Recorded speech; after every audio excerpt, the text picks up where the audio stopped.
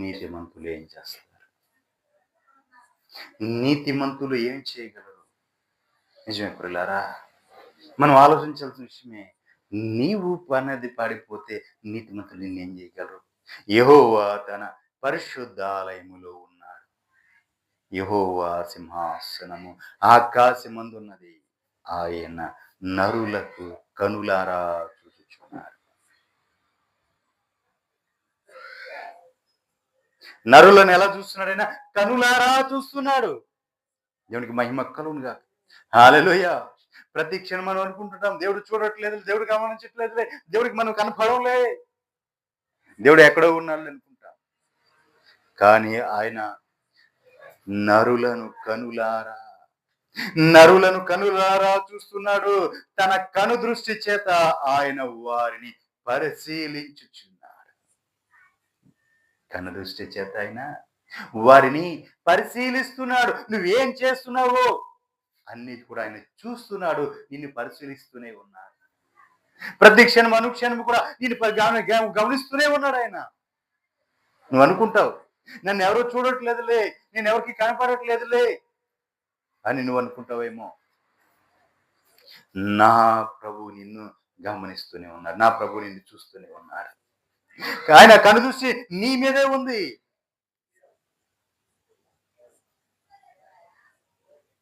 ఆయన వారిని పరిశీలిస్తున్నాడు.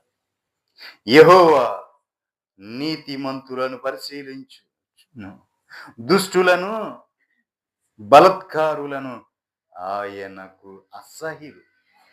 నీతిమంతుల్ని ఏమో పరిశీలిస్తాడంట. ఏం చేస్తాడండి? నీతిమంతులను పరిశీలిస్తాడు. అదే దుష్టులైతే, బలత్కారులైతే ఆయనకు అసహ్యమైన వాళ్ళని ఎందుకంటే పరిశీలిస్తాడు? వాళ్ళని పరిశీలిస్తాడు. వాళ్ళని అసలు పట్టించుకోడు ఆయన. వాళ్ళని పట్టించుకోడు. నీతిమంతుల్ని పట్టించుంటాడు. నీతిమంతులు ఏం చేస్తున్నారో చూస్తుంటాడు. పరిశుద్ధులు ఏం చేస్తున్నారో చూస్తుంటాడు. ఆయన బిడ్డలుగా ఆయన ఇంకా గుర్తింపు పొంది ఇంకా ఆయనలో ఎదుగుతున్న వారిని ఇంకా చూస్తుంటాడు. ఇంకా క్షుణ్ణంగా తేరి చూస్తుంటాడు. దేవునికి మహిమ కలుగునుగా. హల్లెలూయా. అంతేకాదు దుష్టుల మీద ఆయన ఉరులు కురిపించుచు అగ్ని గంధకములు వడగాలియు వారికి పానీయ భాగములుగా చేస్తుంటారు. ఎవరి మీదండి? దుష్టుల మీద ఏం చేస్తాడండి? దుష్టుల మీద ఉరులుగుతూ ఉంటాడు. ఉరులు కురిపించుచు అగ్ని గంధకములను వడగాలి వారి మీదకి పానీయ భాగములను చేస్తాడు. దేవునికి మహిమ కలుగునుగా. హల్లెలూయా. నిజమే పిల్లరా, ఎంత భయంకరమైనదో చూడండి.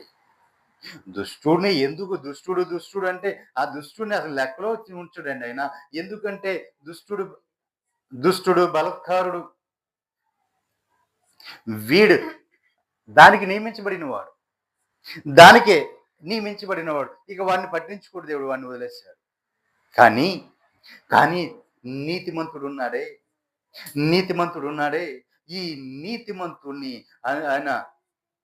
నీతిమంతుణ్ణి ఆయన కనుదృష్టి ఉంచటమే కాదు, ఆయన గమనిస్తూనే ఉంటాడు, ఆయన పరిశీలిస్తూనే ఉంటాడు. దేవునికి మహిమ కలుగునుగా. ఆయన పరిశీలిస్తూ ఉంటాడండి నీతిమంతుణ్ణి. ఏం చేస్తున్నాడు, ఎలా ఉన్నాడు, ఏం తింటున్నాడు, అన్ని కూడా పరిశీలిస్తూనే ఉంటాడు దేవుడు. నిజమే. ఇశ్రాయేలు ప్రజలు ఏం తిన్నాడు దేవుడు ఎలా పరిశీలిస్తాడంటారా? ఇశ్రాయేలు ప్రజలు దేవుణ్ణి అడిగారు, అయ్యా మాకు ఐగుప్తులు ఉండగా మేము మాంసం తినేవాళ్ళం, మాకు అది ఉండేది, ఇక్కడ ఉండేది, కీరకాయలు ఉండేవి, దోసకాయలు ఉండేవి, తెల్లగడ్డలు ఉండేవి, ఉల్లిగడ్డలు ఉండేవి, ఇవన్నీ కూడా రకరకాలు మేము అక్కడ తినేవాళ్ళం. ఇక్కడ చూస్తే ఏం తింటాకి ఏముంటలా, మన్నా తప్ప, చవిసారం లేని మన్నా. దేవదూతలు తినే మన్నా ఎలా ఉన్నదండి?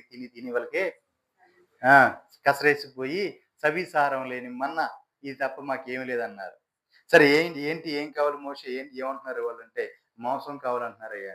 సరే పెట్టు మోషే అన్నాడు. అయ్యా ఎంతమందికి నేను మాంసం ఎక్కడ తీసుకురాను అన్నాడు. సరే నువ్వు ఊరక నుండి చూడు అన్నాడు. తూర్పు గాలి విసిరజేశాడు, సముద్రపు గాలి, పూరీళ్ళు వచ్చి వాలిమ్న ఈ ఎత్తున మోకాళ్ళెత్తి పైన నిలబడి అంట. పడిన ఓ దాని మీద ఒకటి. ఇక వీళ్ళేం చేస్తున్నారు? అన్ని పోగేసుకున్నారు. తీసుకొచ్చుకున్నారు. ఇంటికి తీసుకొచ్చుకొని కాల్చుకొని నైట్ కూర్చొని తింటున్నారు. తింటుంటే ఎంతగా తింటున్నారంటే నోటిలో తింటుంటే ముక్కులోంచి బయటకొచ్చేంత తిన్నారు. దేవునికి మహిమ కలుగునుగాక. చూడండి పిల్లరా, ఎంత ఆశ కలిగి ఉన్నారో, వారు ఎంత ఇదిగా ఉన్నారో చూడండి. వారు కడుపు నిండిపోయి అది బయటికి రావడానికి నోట్లోంచి ఇంకా ఇంకా ఇంకా వెళ్తూనే ఉంది. వెళ్తుంటే అది ఎక్కువైపోయి ముక్కులోంచి బయటకొస్తుంది. తిన్నది. మింగుడు పడక ఈ గొంతుకు మించిపోయి ఇక బయటకొస్తుంది. అంటే చూడండి ఎంత దారుణంగా తిన్నారు. దేవుడు దాన్ని కూడా లెక్కించాడు. లెక్కించాడండి. అప్పటికప్పుడు వాళ్ళ మీదకి ఉగ్రతొచ్చింది. ప్రతిదీ పరిశీలిస్తుంటాడు. అనుక్షణం ప్రతి క్షణం కూడా నీ అడుగు ఎటు పడుతుంది, నీ ఆలోచన ఎటువైపు ఉంది, నీ తలపు ఎటువైపు ఉంది, నీ క్రియ ఎటువైపు ఉంది, అన్నీ కూడా పరిశీలిస్తూనే ఉంటాడు. అన్ని కూడా చూస్తూనే ఉంటాడు నీ దేవుడు. దేవునికి మహిమ కలుగునుగాక. హల్లెలూయా. నీవు అనుకుంటావేమో నా దేవుడు ఎక్కడో ఉన్నాడులే చూడలే అని. ఆయన కనుదృష్టి నీ మీదే ఉంచుతాడు. నీ మీదే ఆయన కనుదృష్టి. దేవునికి మహిమ కలుగునుగాక. హల్లెలూయా. యెహెజ్కేలు పుస్తకం 33వ అధ్యాయం 27 వచ్చి మనం చూసినట్లయితే చూడండి, ప్రాకారములు పాడైపోయిన వారి స్థితి ఎలా ఉంటుందో చెప్తున్నాను. వారి పునాది పాడైపోయినప్పుడు ఎలా ఉంటారో చూడండి. నా జీవము తోడు పాడైపోయిన స్థలములలో ఉండువారు ఖడ్గము చేత కూలుదురు, బయట పొలంలో ఉండువాని నేను మురగములకు ఆహారం ఇచ్చేదను, కోటల్లోని వారిని గుహల్లోని వారిని తెగులు చేత చచ్చెదరు. చూసారా పిల్లరా, వీళ్ళ ఆధ్యాత్మిక స్థితి, వీళ్ళ భక్తి, వీళ్ళ వైరాగ్యము, వీళ్ళ పునాది పాడైపోయింది. పునాది ఎంత శ్రేష్టంగా వేసుకుంటే, పునాది ఎంత గట్టిగుంటే బిల్డింగ్ అంత గట్టిగా ఉంటుంది. మన ప్రాకారం అంత గట్టిగా ఉంటుంది. మనం పునాది వేస్తూ ఉంటాం. ఆ పునాది ఎంత గట్టిగా ఉంటే ఆ బిల్డింగ్ వాల్యూ అంత పెరుగుతూ ఉంటుంది. దేవునికి మహిమ కలుగునుగా. హల్లెలూయా. వాళ్ళు వేసిన పునాదిని బట్టి దాని వాల్యూ కడతారు. ఆ బిల్డింగ్ యొక్క వాల్యూ అప్పుడు దాన్ని స్ట్రాంగ్ విధానం చూసి పునాదిని బట్టి కడతారు. మరి అలాంటిది ప్రియులారా, మరి ఆధ్యాత్మిక జీవితంలోనే నీ భక్తి జీవితం అనే నీ జీవితాన్ని నీవు దేవుని సన్నిధిలో కట్టుకుంటున్న పునాది నీవు ఎంత క్వాలిటీగా వేసుకుంటున్నావు, ఎంత స్ట్రాంగ్ గా వేసుకుంటున్నావు, ఎంత గట్టిగా వేసుకుంటున్నావు. మరి నీ పునాదికి దేవుడు వాల్యూ కట్టడా? నీతిమంతులు, నీ పునాదులు పాడైపోతే నీతిమంతులు ఏం చేస్తారు? దేవునికి మహిమ కలుగునుగాక. నీ ఆధ్యాత్మిక జీవితం పతనం అయిపోతుందంటే కారణం ఏంటి? నీ పునాది సరైన పునాది పడాలా. ఒకవేళ ఆ పునాది బురదలోకి దిగిపోయిందా, పాపమని ఊబిలో కూరుకుపోతుందా, మలినమనే ఊపిలో కూరికిపోతుందా, లోకమనే ఊపిలో కూరికిపోతుందా, లేదా ఇంకా ఇంకా ఇంకా లోకముతో మమేకమైపోయి నీ ఆధ్యాత్మిక జీవితంలో ఉన్న ఆ పునాది పతనమైపోతుందా? నీవు వేసే పునాది ఎంత స్ట్రాంగ్ ఉంటే అంత వాల్యూ ఉంటుంది. దేవునికి మహిమ కలుగునుగాక. నీవు వేసే పునాది ఎంత స్ట్రాంగ్ ఉంటే అంత వాల్యూ. దేవునికి మహిమ కలుగునుగాక. నా జీవము తోడు పాడైపోయిన స్థలములలో ఉండువారు అంటే పునాదులు పాడైపోయిన స్థలం అంటే వాళ్ళ జీవితం పాడు చేసుకున్న వారు ఖడ్గము చేత చస్తారు. కొంతమంది ఏమో పొలంలో ఉన్నవారేమో మృగముల చేత చస్తారు. కొంతమంది గుహల్లో ఉన్నవారు, కోటల్లో ఉన్నవారు ఆహారము లేక చచ్చిపోతారు. క్షామము, తెగులు, ఖడ్గము, ఈ మూడిట్లకి దేవుడు అప్పగిస్తూ ఉంటాడు. క్షామము, తెగులు, ఖడ్గము. ఖడ్గము వస్తుందంటే యుద్ధము. ఖడ్గం అంటే యుద్ధము. క్షామం అంటే పేదరికము. క్షామం అంటే పేదరికము, ఆహారలేమి, తెగులు అంటే వైరస్. ఇవి దేవుడు వాటికి అప్పగించేస్తాడు. దేనికి నియమించబడిన వారు దానికి, ఖడ్గానికి నియమించబడినవాడు ఖడ్గానికి, క్షామానికి నియమించబడి క్షామానికి, తెగులుకి నియమించబడినవాడు తెగులుకి. ఆయన ముందుగానే ఏర్పాటు చేస్తాడు. వీడు తెగులుకి, వీడి ఖడ్గానికి, వీడి క్షామానికి. దేవునికి మహిమ కలుగును గాక. హల్లెలూయా. దేని దానికే ఆయన అప్పగించేస్తాడు. నీ పునాదులు పాడైపోయిన స్థలంలో ఉంటే, నీవు పునాదులు పాడైపోయిన స్థలములు ఉంటే నువ్వు ఖడ్గానికి అప్పగించబడతావా, లేదా నీవు మృగముల చేతికి అప్పగించబడతావా, లేదా తెగులుకు అప్పగించబడతావా? దేనికి అప్పగించబడుతున్నావు? కింద వచ్చిన 28వ వచనం, యెహెజ్కేలు పుస్తకం 33వ అధ్యాయం 28వ వచనం.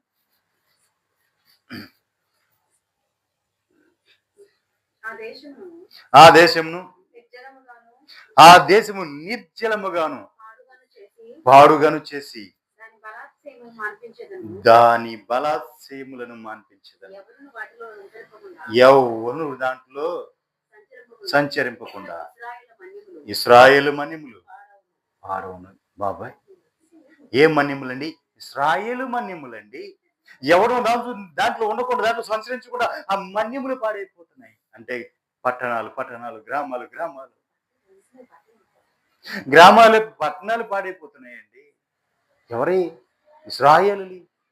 ఇశ్రాయేలు పట్టణములు అంటే దాని అర్థం ఏంటి? దేవుని యొక్క పిల్లల యొక్క పట్టణాలు, దేవుని పిల్లల యొక్క పట్టణాలు పాడైపోతున్నాయి. కారణం ఏంటి? వారి పునాది సరిగా లేదు. వారి పునాది సరిగా లేదు. వాళ్ళు ఎక్కడో తప్పిపోయారు. ఆ పునాది పతనం అయిపోతుంది. సతికిల పడిపోతున్నాడు. పునాది నిలబడట్లేదు. సరైన పునాది వేయబడలేదు. ఎక్కడో చెడిపోయాడు, ఎక్కడో తప్పిపోయాడు, ఎక్కడో వైదొలిగిపోయాడు. దేవునికి మహిమ కలుగును గాక. హల్లెలూయా, హల్లెలూయా. కింద వచ్చిన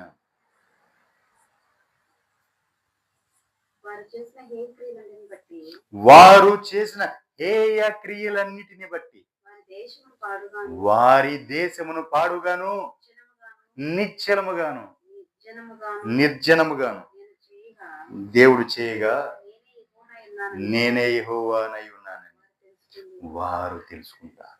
దేవునికి మహిమ కలుగును గాక. చూడండి పిల్లరా, ఆ దేశాన్ని పాడు చేసి, ఆ దేశంలో ఎవరు లేకుండా చేసి, అది ఎందుకు పనికిరానిగా నిశ్చలంగా చేస్తే అప్పుడు తెలుసుకుంటారు ఆయన దేవుడే ఇలా చేసాడు అని చెప్పి. దేవునికి మహిమ కలుగును గాక. అప్పటి వరకు ఎలా తెలుసుకుంటారండి? నీతిమంతులు ఏం చేస్తుంటారు? నీ పునాదులు పాడైపోతుంటే నీతిమంతులు ఏం చేస్తారు? చెప్తుంటారు, నాయనా నువ్వు వెళ్ళే మార్గం తప్పు, అమ్మా నువ్వు వెళ్ళే మార్గం తప్పు, అది సరైన మార్గం కాదు, ఆ మార్గం నువ్వు వెళ్ళొద్దు, అది దేవునికి విరుద్ధమైన మార్గం, దేవుడు నీవు దాంట్లో వెళ్ళవద్దు అని చెప్తున్నాడు, నువ్వు ఆ మార్గంలో వెళ్ళొద్దమ్మా, ఇదిగో ఈ మార్గంలోకి రా, ఇటువైపు రా, దేవుని దగ్గరికి రా. అబ్బా, ఎందుకు వస్తామండి? మనం ఎందుకు వస్తాం? ఎంతవరకు? లోకము దాని ఆశలు, లోకము దాని వైభవం, లోకము దాని యొక్క దాన్ని చూసి మైమరిసిపోతుంటాం. ఇంకా ఇంకా ఇంకా ఇంకా ఇంకా లోకంలో ఉన్నవన్నీ మనలోనే ఉంటాయి. దేవుడు చూసి చూసి చూసి ఇక ఆయన వదిలిపెట్టేస్తూ ఉంటాడు. నీ పునాది పతనం అయిపోతుంటది. నీ పునాది పతనం అయిపోతుంటది. అప్పుడు నువ్వు పాడైపోవడం చూసి అప్పుడు దేవుడే ఇలాగా చేసి ఉన్నాడని చెప్పి అప్పుడు ఎరుగుతూ ఉంటాం. జనమే లేకుండా, ఎందుకు పనికి రాకుండా ఆ దేశం పాడైపోతుంటే అప్పుడు దేవుడే ఇలా చేశాడు అని నువ్వు తెలుసుకుంటూ ఉంటావు. దేవునికి మహిమ కలుగునుగా. అలా తెలుసుకున్నాక, దేవుడే చేశాడని తెలుసుకున్నాక అప్పుడు నువ్వేం చేయాలి? 36వ అధ్యాయం 31వ వచనం చూస్తే,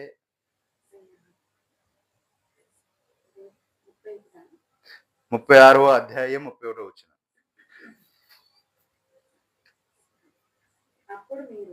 అప్పుడు మీరు మీ దుష్ప్రవర్తనను, మీరు చేసిన దుష్క్రియలను మనస్సునకు తెచ్చుకోవాలి. చూడండి పిల్లరా, అప్పుడు అప్పుడు మీరేం చేస్తారు? అయ్యో! ఏంటి ఇది నిశ్చలం అయిపోయింది, ఎందుకు ఎండిపోయింది, ఎందుకు ఈ పేదరికం వచ్చింది, ఎందుకు ఈ ఆర్థిక ఇబ్బందులు వచ్చాయి, ఎందుకు ఇది నా కుటుంబంలో ఇన్ని కష్టాలేంటి, ఇన్ని బాధలేంటి, ఇన్ని శ్రమలేంటి, ఇవన్నీ నా మీదకి ఎందుకు వచ్చాయి? నేను ఒకప్పుడు నెమ్మదిగా ఉన్నానే, ఒకప్పుడు సమృద్ధిగా ఉన్నానే, ఒకప్పుడు సంతోషంగా ఉన్నానే, ఒకప్పుడు అన్నీ కూడా నాకు కలిగి ఉన్నాయి. ఈ రోజున చూస్తే అన్నీ పోయినాయి. ఏంటి కారణం ఏంటి? నా పునాది పాడైపోయింది. నా ఆధ్యాత్మిక స్థితి ఎండిపోయింది. కారణం ఏంటి? అంటే ఎక్కడో తప్పిపోయావు. ఎక్కడో తప్పిపోయావు. అది నువ్వు తెలుసుకున్నప్పుడు, అది తెలుసుకోగానే అప్పుడు మీరు మీ దుష్ప్రవర్తనలను, మీరందరూ చేసిన దుష్క్రియలను మనస్సునకు తెచ్చుకొని అప్పుడు ఆలోచించుకుని మీ దోషములను బట్టి, హేయ క్రియలను బట్టి మిమ్మును మీరే అసహించుకునే రోజు రాబోతుంది. అవును ప్రభా, ఈ పని నేను చేశానా? ఇంత నీచ స్థితికి నేను దిగజారానా? ఛీ! ప్రభువా, ఇది చూస్తుంటే నాకు అసహ్యం వేస్తుంది అన్న స్థితికి నిన్ను తీసుకువచ్చేదాకా ఆయన విడిచిపెట్టడం. నిజమే. ఆయన కోరుకున్నాడు కాబట్టి, ఆయన నిన్ను ఏర్పరచుకున్నాడు కాబట్టి, ఆయన నిన్ను ఎన్నిక చేసుకున్నాడు కాబట్టి, నీవు తప్పిపోయిన ఆ ఇశ్రాయేలుల పాలెముల్లాగా ఎవరు కూడా అక్కడ లేకపోయినా, అంటే అందరూ కూడా పడిపోయిన, ప్రాకారములన్నీ కూలిపోయిన, పునాదులు సరిగ్గా లేక ప్రాకారములన్నీ కూలిపోయిన, నీవు గనక తప్పిదమును తెలుసుకొని ప్రభువు వైపు నువ్వు మల్లుకుంటే గనక మీ దుష్ప్రవర్తనను, దుష్క్రియలను మనసునకు తెచ్చుకొని మీ దోషములను బట్టి, హేయ క్రియలను బట్టి మిమ్మును మీరు అసహించుకునే రోజు రాబోతుంది. దేవునికి మహిమ కలుగును గాక. కింద వచ్చిన 31, 32. మీ నిమిత్తము నేను ఇలాగున చేయట్లేదని తెలుసుకొనుడి. ఇదే ప్రభువైన యెహోవా వాక్కు. ఇశ్రాయేలీయులారా, మీ ప్రవర్తనను గురించి చిన్నబోయి సిగ్గుపడుడి.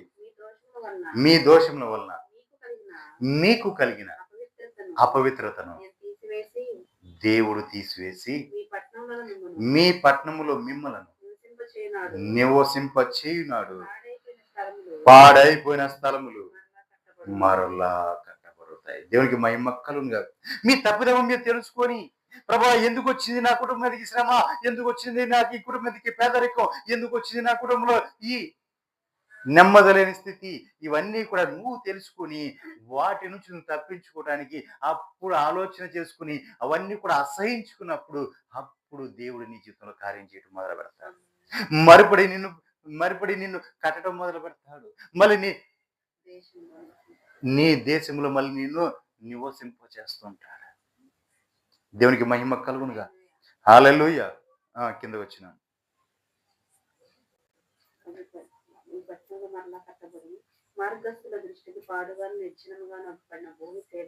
చూడండి, ఒకప్పుడు మార్గస్థులు వెళ్ళేవాళ్ళు, వచ్చేవాళ్ళు, ఆ దారిని పోతూ వెళ్తూ ఉండేవారు ఉన్నారే, ఆ వస్తూ పోతూ వారు ఉన్నారే, వారు ఆ పట్టణం చూసి, అరే ఇది చూడే నిర్జీవంగా ఎందుకు పనికిరానిగా అయిపోయింది, అయ్యో ఒకప్పుడు ఈ పట్టణం ఎంత కలకల్లాడుతుండేది, ఎంత వైభవంగా వెలిగిన పట్టణం ఇది, ఈ రోజున నిర్జీవంగా మారిపోయింది, ఎందుకు పనికిరాందిగా మారిపోయింది, అయ్యో ఎండిపోయింది, ఎక్కడ చూసినా పచ్చదనమే కనపట్ల, ఎక్కడ చూసినా సిగురే లేదు, వాళ్ళ బ్రతుకులన్నీ నిర్జీవం అయిపోయినాయి.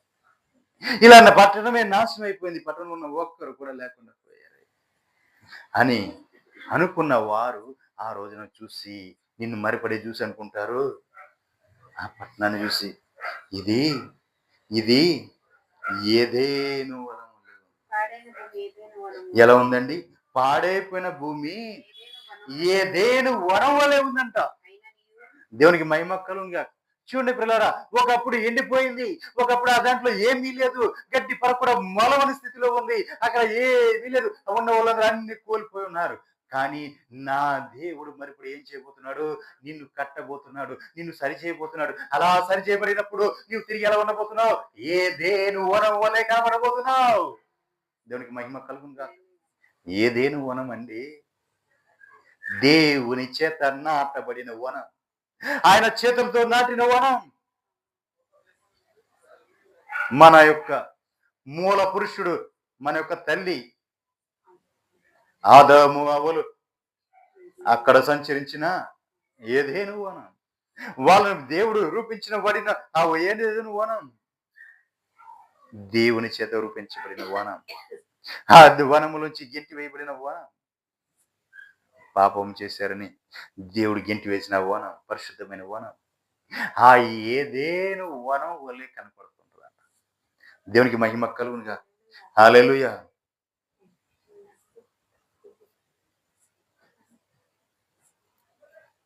పాడైన భూమి ఎలా కనపడుతుంది? ఏదేను వనం వలె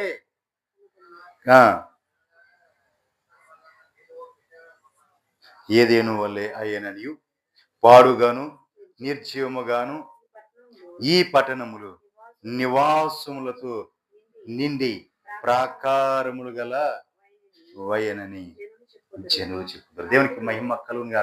చూడండి, ఒకప్పుడు ఎందుకు పనికి రాకుండా పోయాడు? అయ్యో ఏంది ఈ కుటుంబం నాశనం అయిపోయింది. ఇది ఒకప్పుడు ఎంతో భక్తిగా ఉన్నాడు, మధ్యలో పడిపోయాడే. ఎందుకు పనికి రాకుండా పోయారు? పతన స్థితికి వెళ్ళిపోయారే. ఇక వీళ్ళ జీవితంలో వీళ్ళు బాగుపడలేరు, వీళ్ళు కోలుకోలేరు, తిరిగి వీళ్ళు లెగలేరు ఆ స్థానం నుంచి అని ఆ శిథిలమైపోయిన ఆ బ్రతుకులు, ఆ కుటుంబాలు తిరిగి నా దేవుడు మరిప్పుడు సిగిరింపచేసి ఏదేను వరం వలె మార్చబోతున్నారు. దేవునికి మహిమ కలుగునుగా. హల్లెలూయా.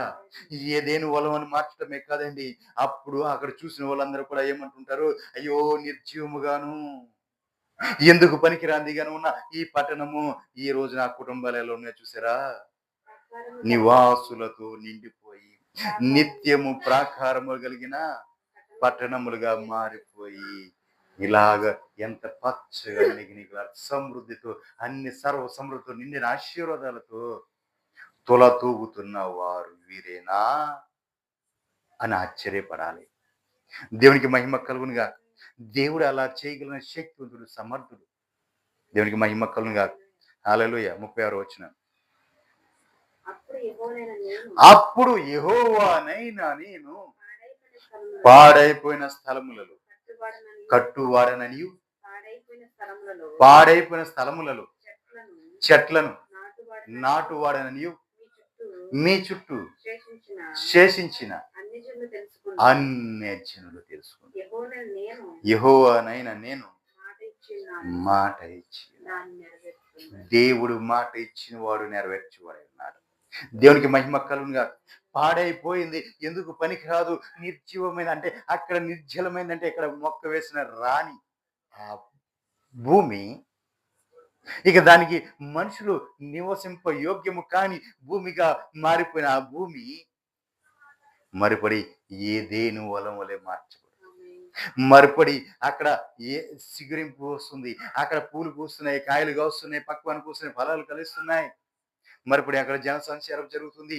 ఆ జనం అంతా కూడా మరిపడి ఆ పట్టణంతో నిండిపోయారు. అందరూ కూడా వారు వారి బిడ్డలు ఆ ఫలాలు అనుభవిస్తూ ఉన్నారు. పచ్చని నిగనికలాడే ఏదేను వరం వలె వారు కనపడుతున్నారు. దేవునికి మహిమ కలుగునుగా. హల్లెలూయా. ఇలాగూ చేసింది ఎవరయ్యా అంటే నేను వారి దేవుడనై ఉన్న యెహోవానని చెప్పువాడు ఆయనే, చేయువాడు ఆయనే. దేవునికి మహిమ కలుగునుగా. హల్లెలూయా. నిజమే ప్రియులారా. అందుకే చూడండి, హెబ్రీయులకు రాసిన పత్రిక 11వ అధ్యాయం 10వ వచనంలో ఒక మాట ఉంది. దేవుడు దేనికి శిల్పియు నిర్మాణకుడై ఉన్నాడో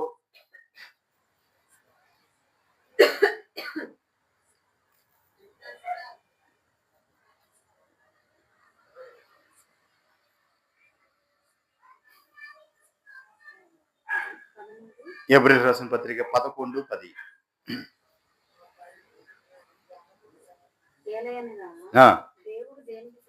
దేవుడు దేనికి శిల్పియు నిర్మాణకుడై ఉన్నాడో పునాదులు గల ఆ పట్టణము కొరకు అబ్రహాము ఎదురు చూసుచుండెను. దేవునికి మహిమ కలుగును గాక. చూసారా పిల్లారా, అబ్రహాము నిత్యము కూడా ఎదురు చూస్తున్నాడు. దేనికోసం? పునాదులు కలిగిన పట్టణం కోసం ఎదురు చూస్తున్నాడు. ఆ కాలంలో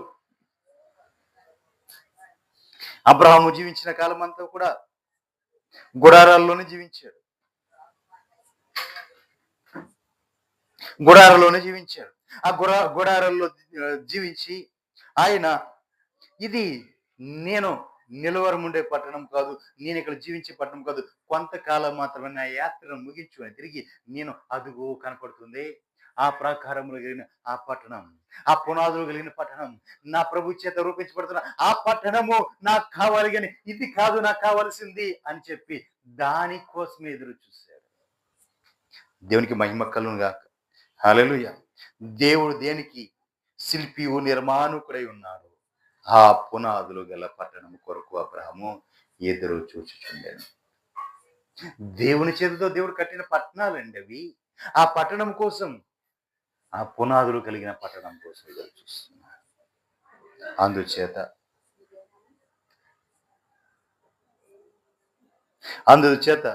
మృతతుల్యుడైన ఒక్కని నుండి సంఖ్యకు ఆకాశ నక్షత్రముల వలెను, సముద్రపు అందరి ఇసుక రేణువుల వలెను అతని సంతానము కలిగి ఉంది.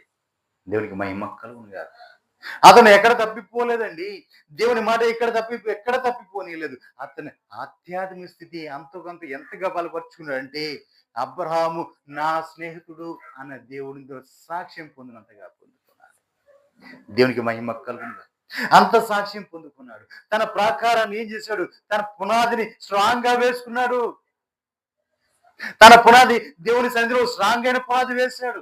తన పునాది వేయబట్టి ఆయన ద్వారా, ఆయన పొందిన ఆశీర్వాదం ద్వారా, ఆయన పొందిన వాగ్దానము నేటికి మనం అనుభవిస్తున్నాం. దేవునికి మహిమ కలుగును గాక. అబ్రహాము, నీ మూలంగా, నీ సంతానం మూలంగా సర్వ మానవాళి ఆశీర్వదించబడతారు.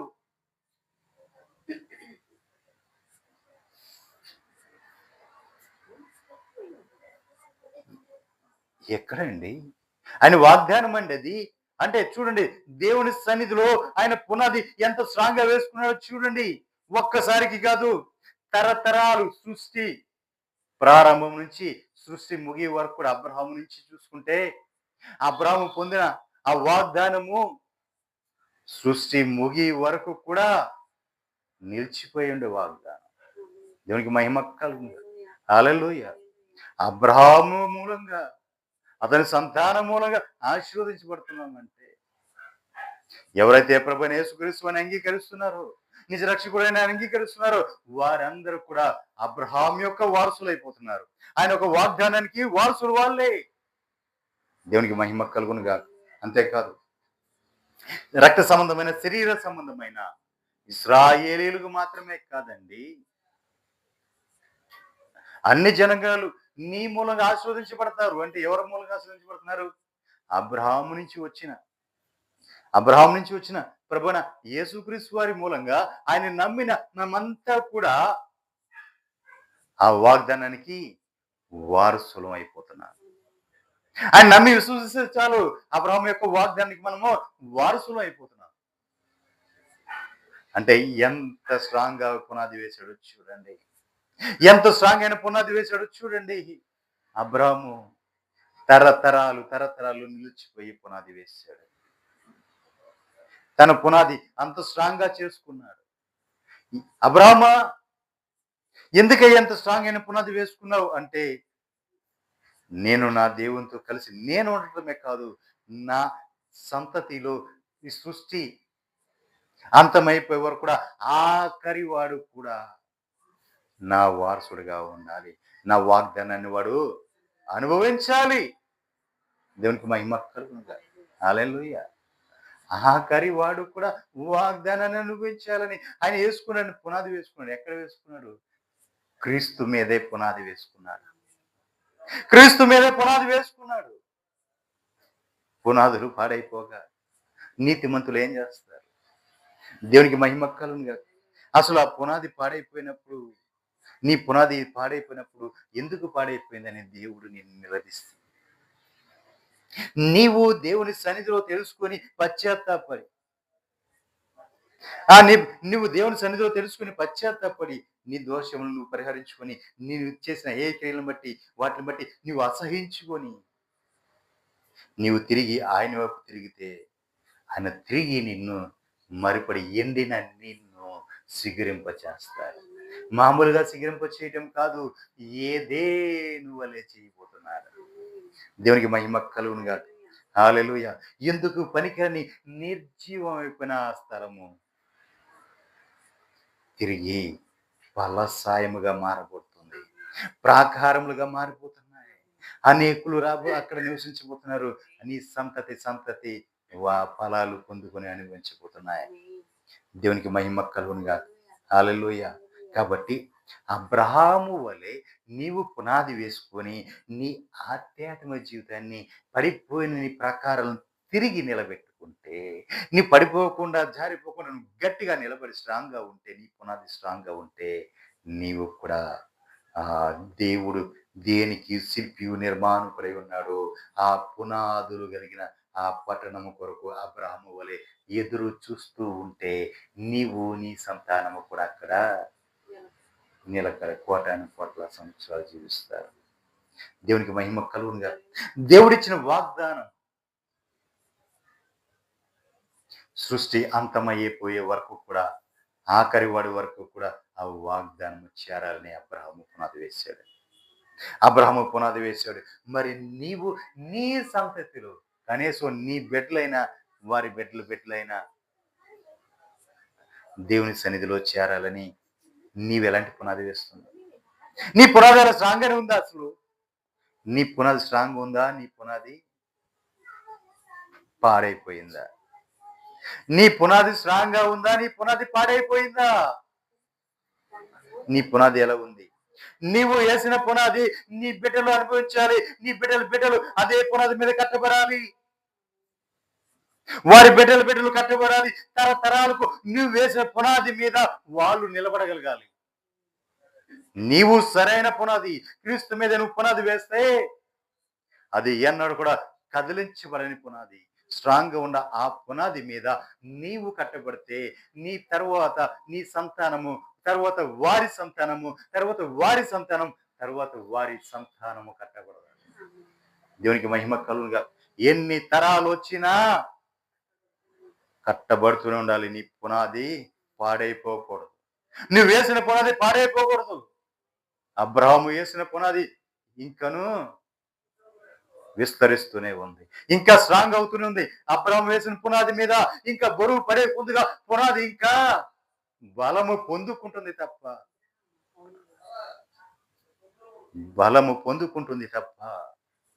ఎక్కడ కూడా అది శిథిలమవుట్లా. దేవునికి మహిమ కలుగునుగా. ప్రియులారా, ఎందుకు చెప్తున్నాను అంటే, అబ్రహాము దేవుని స్నేహితుడిగా మారిపోయాడు. దేవుని మీదే పునాది వేసుకున్నాడు అబ్రహాము ఆ కాలంలో. కానీ మన కొత్త నిబంధనలకు వచ్చిన తర్వాత ఇక్కడ పౌలయ్య కూడా అదే పునాది వేసి, క్రీస్తు మీదే నేను పునాది వేశాను అన్నాడు. దేవునికి మహిమ కలుగునుగా. వేయబడిన పునాది తప్ప మరి ఒక పునాది ఎవడును వేయనేరడు. ఖచ్చితంగా చెప్తాడు. అంటే ఇక ఎవరి వల్ల కూడా కాదు. నేను వేసిన పునాది ఇక ఎవరి వల్ల కాదు. దేవునికి మహిమ కలుగునుగా. హల్లెలూయా. ఈ పునాది ఏదో కాదు, యేసు క్రీస్తే పునాది అన్నాడు. నిజమే ప్రియులారా, యేసు క్రీస్తునే పునాది వేశాడు. ఆ పునాది మీద కట్టబడిన ఆయన చెప్తున్నాడు, నేను క్రీస్తుని పోలి నడుచుకుంటున్నాను, మీరు నన్ను పోలి నడుచుకోండి. దేవునికి మహిమ కలుగునుగా. హల్లెలూయా. అంటే క్రీస్తులాగా మారిపోయాడు, క్రీస్తు స్వరూపంలోకి వచ్చేసాడు ఆయన. అన్ని విషయాలు కూడా, ప్రతి ఒక్క విషయము కాదు, 2 విషయాలు కాదు, ప్రతి విషయంలో సంపూర్ణుడుగా మారిపోయాడు, క్రీస్తులాగా మారిపోయాడు. అంటే నూతన నిబంధనలో, మన కొత్త నిబంధనలో మనం చూస్తే, క్రీస్తు తర్వాత క్రీస్తు అని పిలువబడిన అపోస్తుడైన పౌలు గారు. దేవునికి మహిమ కలుగునుగా. ఆ మహానుభావుడు వేసిన పునాది యేసు క్రీస్తు మీద పునాది వేశాడు. అంటే పునాది అంటే దాని అర్థం ఏంటంటే, ఆయన యొక్క జీవిత విధానం, క్రీస్తు యొక్క జీవితాన్ని ఈయన కూడా అల్ అలవర్చుకున్నాడు. దాన్ని అలాగే జీవించడం మొదలుపెట్టాడు. కాబట్టి ఆయన ఏం చెప్తాడంటే, నీవు కూడా నన్ను చూసి అలాగే నేర్చుకో. నన్ను చూసి నీవు కూడా అలాగే మారిపో. అదే పునాది మీద నీవు కూడా కట్టబడు. దేవునికి మహిమ కలుగునుగాక. హల్లెలూయా. ఆయన దేవుడు కాబట్టి ఆయన పునాది వేశాడండి. ఆయన మాదిరిగా చూపించాడండి. ఆయన దేవుడు కాబట్టి, ఆయన ప్రభువు కాబట్టి అన్ని మాదిరిగా మనం చూపించాడు. ఈ రోజు అది మాదిరి ఆయనలాగా చేయమంటే మనం ఎక్కడ చేస్తాం అని అనుకుంటున్నావేమో. అలా అనుకుంటావని నీలంటోడు కోసమే ఈయనేమన్నా అంటే, ఇదిగో ప్రభువు ఎలా నడుచుకున్నాడో నేను అలాగే నడుచుకుంటున్నా. ప్రభు ఎలా ఉన్నాడో నేను అలాగే ఉన్నా. నేను ప్రభులాగా నేను మారిపోయా. ఇదిగో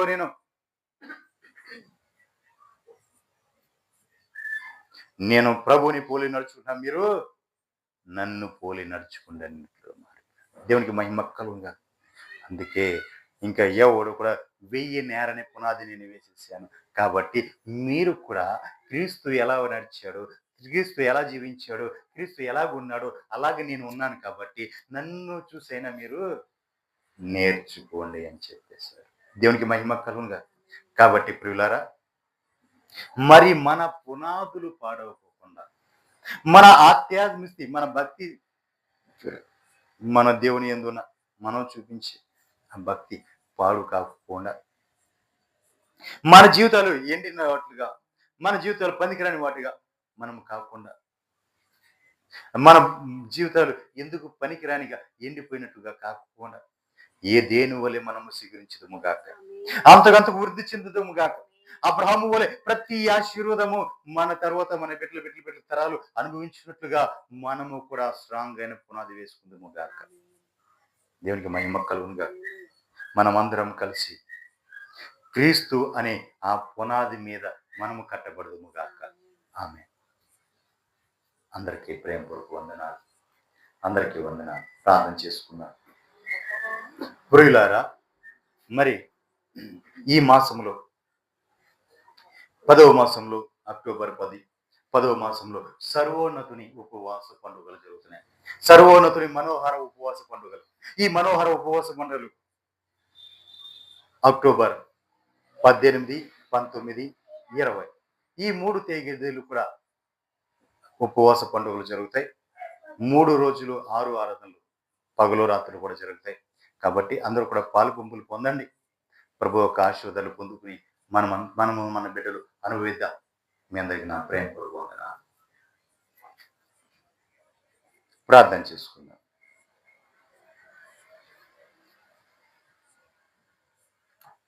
ప్రార్థన.